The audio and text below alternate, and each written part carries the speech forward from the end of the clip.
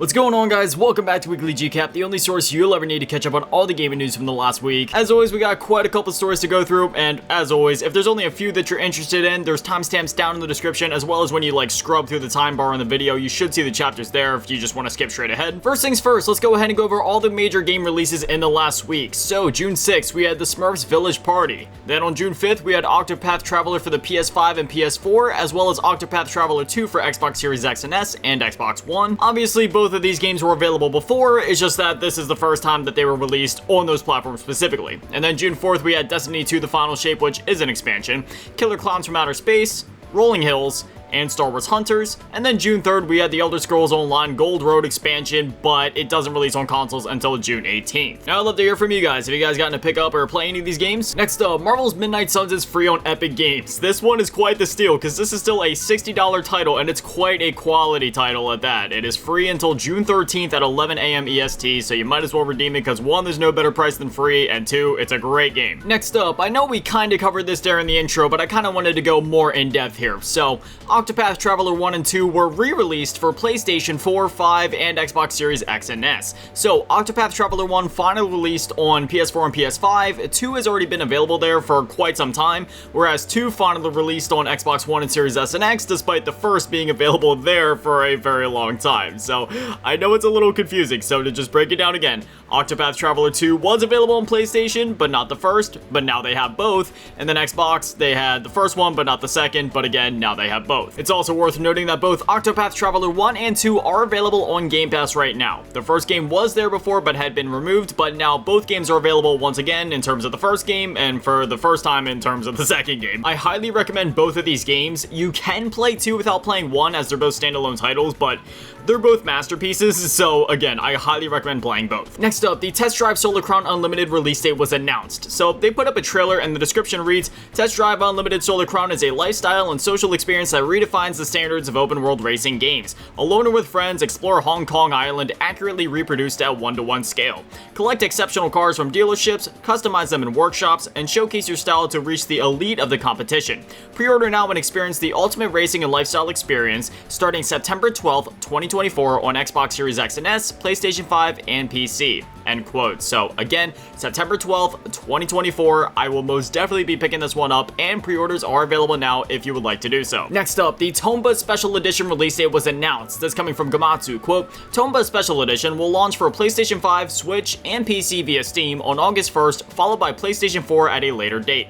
Developer Limited Run Games announced. Tomba returns in Tomba Special Edition, the ultimate version of the legendary platforming masterpiece. As the titular Tomba, you leap, bite, and throw your way across stunning 2.5D landscapes on a quest to overcome a deplorable cadre of nefarious pigs. Along the way, you'll explore ancient relics, discover fascinating characters, unlock thrilling quests, and unearth hidden treasures. It's a platforming adventure that perfectly fuses linear and non-linear gameplay styles. Tomba was first published in 1997 and is back today in a vastly expanded special edition packed with quality of life improvements. End quote. So, Tomba is an absolutely wonderful, charming, just all-around fun game. So, if you haven't played it before, I can highly recommend this remake, and hey, if you have played it before, then you already know that this remake's gonna be a lot of fun. So, yeah, I'll definitely be diving into this one because I'm really excited for it. Next up, the Metal Slug Tactics release window was announced. They posted up a trailer with the description reading, Metal Slug Tactics will release this fall on PC, PlayStation 4 and 5, Xbox One, Xbox Series X and S, and Nintendo Switch. Metal Slug Tactics is a tribute to the iconic series, offering a fresh and imaginative approach. It captures the essence of Metal Slug's timeless aesthetic through stunning pixel art and fluid animation. End quote. So, Metal Slug Tactics, think of something like, you know, Final Fantasy Tactics, right? It's literally in the name right there. It's gonna be a tactical RPG version of the Metal Slug universe, and I'm really excited for this one. As somebody that not only grew up with the Metal Slug games, but goes back at least annually to replay Metal Slug 3, yeah, I'm really excited for this, and especially with that art style, as they were saying, you know, with the Metal Slug art style, it's so iconic, it's so unique, and plus I'm a tactical RPG lover as it is, so they're just meshing all these different elements. Yeah, it sounds like it's gonna be an amazing time, so I'm really excited to dive into this one. When it releases, again, we have the release window, but not an official date, so I'll be looking towards sometime later this year. Next up, the Kena Bridge of Spirits Xbox port was announced. It'll be coming to Xbox Series X and S and Xbox One on August 15th of this year. It was already available on PS4, PS5, Steam, and the Epic Game Store. The game originally released back on September 1st, or 21st of 2021. This is one of those games that really reminds me of like the PS2 or PS3 era in terms of the fact that it's just, you know, it's a very straightforward, I want to say like around like 10-ish, 12-ish hours, just, you know, just going through the game, going at your own pace, enjoying the story, and furthermore, the art style is very Pixar-esque, so you got a lot of charm there. And if you haven't played this game before, and, you know, if you're on Xbox and you just didn't have the option to play it before, if you weren't able to, I can highly recommend this game. I played this game back when it released, and it was such a charming adventure, and it had such a profound impact on me that I was honestly not expecting. Like, I knew I was going to love this game just with the art style alone, but when I went into it, by the time that the game wrapped up and I got to the credits, it had quite the impact on me, and it's one of those things where I still think back to my time playing that game, and I'm just like, wow, what an incredible experience. So again, if you haven't played it before, and if, say, you only have an Xbox, that's your only way to play games, I can highly recommend this one when it releases August 15th of this year. Next up, the ROG Ally X was officially revealed. Now, we had talked just a couple of weeks ago about how they had announced it and talked about some of the specs, but weren't going too in-depth at the time, but now they finally decided to actually show the thing off and talk about specs and this, that, and the other. So they posted up on X showing a short clip of the device itself along with some of the specs, as well as a trailer over on YouTube. But over on X, when they posted there, they had a bit of a text with it saying, quote, "Meet the new hashtag ROG Ally X. Improved ergonomics, double the battery, larger 1TB M.2 2280 storage, faster 24GB LPDDR5X RAM, and it's going to be retailing for $799 USD, available for pre-orders now." So $799 USD, definitely on the higher echelon of the price charts when it comes to like the mid-tier, I would say, of these PC handhelds, because obviously we have the Steam Deck starting out at a much lower price, around like $400 to $500, whereas I feel like the middle tier is usually somewhere between like, I don't know, maybe like $600, $700 to like $1,000 right there, right? And this is kind of just like right there, sort of in the middle of it. So yeah, you know, with the specs and everything, this seems like it'll be a decent price, but for somebody that's just trying to get into PC handhelds, that is quite a commitment. So for me, obviously, I can't really recommend which PC handheld to go for, just because obviously there's different use cases for each of the PC handhelds out there. But if you're trying to just get bang for buck, trying to get the cheapest thing available, it seems like the Steam Deck will still be your best option. And I don't think there was any doubt of that going into this. Obviously, this is the ROG Ally X, which is just trying to improve upon the original ROG Ally. So if anything, we expected the prices to either be just as much or a little bit more than the base model of the ROG Ally. But still, if you're trying to get into PC handhelds and you're still looking around like, all right, which one do I pick up? Again, if you're just trying to get bang for buck, overall functionality, and not spend too much money, Steam Deck probably will still be your best choice overall in 9 out of 10 use cases. Next up, a Like a Dragon Yakuza Prime Video series was announced. I honestly did not see this one coming, but this coming from RGG Studio and X, quote, "Make the choice to take the next step. Like a Dragon Yakuza comes to Prime Video October 24th, end quote. So Prime Video, man, they are just bagging all the deals over there on these video game shows lately. They had an absolute hit on their hands with Fallout, which was an amazing show, by the way. If you haven't seen it, highly recommend it. And this one, Like a Dragon Yakuza,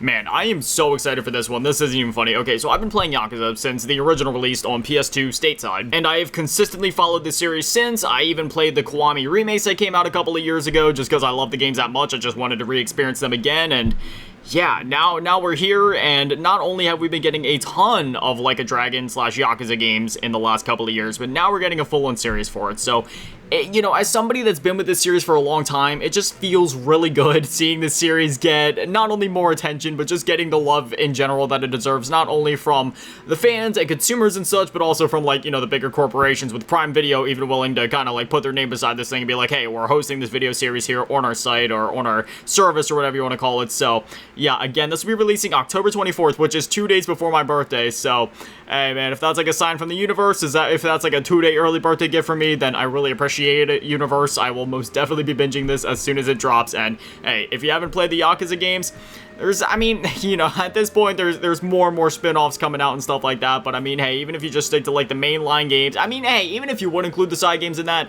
you definitely have more than enough time to play through them all before the series comes out if you want to. I assume the series is going to be a standalone thing, and you probably won't need too much knowledge from the games in order to watch it and enjoy it, but hey, who knows, maybe the backstory, just experience with the IP in general could be helpful, and I'm definitely biased when I say this, but I think everybody should just play the games regardless. Next up, the final update for Redfall is available now. This coming from Redfall on X, quote, Game Update 4 is available now and features offline mode, revamped neighborhood and nest systems, single player pausing, and more, end quote. And yeah, that's it. We just kind of closed the books on Redfall right there. It's kind of crazy, right? It's supposed to be like a live service game, and they only made it to game update 4. I'm not trying to make a joke out of it or anything. It's just rather a realistic perspective on the current state of live service games, where whether it's the game that gets shut down, whether it's the studio itself that gets shut down, or whether it's a combination of the two things. Not only are live service games in a bit of a jiffy right now, but just kind of the games industry as a whole. It's a very scary time to be a game developer, and my heart truly goes out to all the folks that have either been affected by layoffs or are honestly just fearing for their lives as if whether or not they are going to be laid off, especially under Microsoft right now, as things seem so unsure over there. But again, you know, say what you will about Redfall, I always felt like the hate for the game was way overblown. I've been saying this since day one, so, you know, nobody come at me being like, oh, now you say this, now that, no, if you go back and watch my earlier videos, I've always been saying I thought Redfall was a solid game from day one. I really didn't think it deserved all the hate that it did. Not to mention the fact that there was an amazing dev studio behind it, and the fact that their live service game only made it to game update 4 before. And not only did they get shut down, which means they can no longer work on this game, they aren't able to work on any of the other just absolute masterpiece games and IPs that they had developed in the past. So obviously Microsoft still has those IPs and they could revive them in the future, but without this dev team, I mean, is it really going to be the same? Again, just a sad situation overall, and my heart goes out to all of you. Next up, the PlayStation VR2 PC adapter was announced. This coming from PlayStation blog, quote, PlayStation VR2 players can access games on PC with adapters starting on August 7th. Players will have access to buy and play Steam's expansive library of thousands of VR games, including fan favorites like Half-Life Alyx, Fallout 4 VR, and War Thunder. To start, players will need to purchase a PSVR2 PC adapter, which will be available for an estimated retail price of $59.99 USD, €59.99 Euro, or $49.99. I honestly don't know what that other currency is, but it's the one that looks like an F with a little hook on the top and a line at the bottom. At select retailers and direct.playstation.com are available. Players will also need a commercially available DisplayPort cable, sold separately, that is compatible with DisplayPort 1.4, as well as a Steam account and a PC that meets the minimum requirements below. So, I mean, I'll just kind of go ahead and briefly read over these. You're going to need at least Windows 10 or 11 64-bit. I feel like that's kind of expected. An Intel Core i5 7600 or an AMD Ryzen 3 3100 Zen 2 or later architecture is required. When it comes to RAM, you're going to need at least 8 gigabytes or more, preferably DDR4 or better. GPU/graphics card, you're going to need at least a NVIDIA GeForce GTX 1650 or later. Turing or later architecture is required. That's for the NVIDIA series, and then for AMD, you're going to need at least a Radeon RX 5500 XT or later, or an RX 6500 XT or later. They do also note that for the best performance, they recommend a NVIDIA GeForce RTX 3060 or Radeon RX 6600 XT or later. As for the DisplayPort, we did talk about that already. We're going to need a DisplayPort 1.4, and you must have a standard DisplayPort or mini DisplayPort output port. For USB, it's direct connection only, and then for Bluetooth, you're going to need Bluetooth 4.0 or later. And the Golden Note setup is easy. Simply connect PlayStation VR2 to your PC using the adapter and then the DisplayPort 1.4 cable. Then download the PSVR2 app and the Steam VR app from Steam. This will allow you to set up PSVR2 on your PC, customize your settings and play area, and start purchasing and playing games in Steam VR. The feature differences with PSVR2 on PS5. So this is something really important that you probably want to pay attention to if you're actually interested in this adapter. So PSVR2 was designed from the ground up specifically for PS5. So you notice that some key features like HDR, headset feedback, eye tracking, adaptive triggers, and haptic feedback other than rumble are not available when playing on PC. However, other high fidelity and sensory immersion features of PSVR2 are supported, including 4K visuals, 2000x 2040 per eye, 110 degree field of view, finger touch detection, and see-through view, as well as foveated rendering without eye tracking, and 3D audio in supported games. While the most immersive way to experience PSVR2 gaming remains on PS5, we hope players will enjoy the ability to play an expanded lineup of VR games on PC using the same headset. You can check out Steam's huge library of multiplayer open worlds, survival horror, and stealth action games, sports sims, puzzlers, and free-to-play fan favorites on the Steam store, end quote. So, again, this would be compatible with, even like Steam games on PC, which would, some people I feel like will probably look at that and be like, wait, so wouldn't the best way to use this headset be on PC? And in that case, if you're just looking for the most amount of games?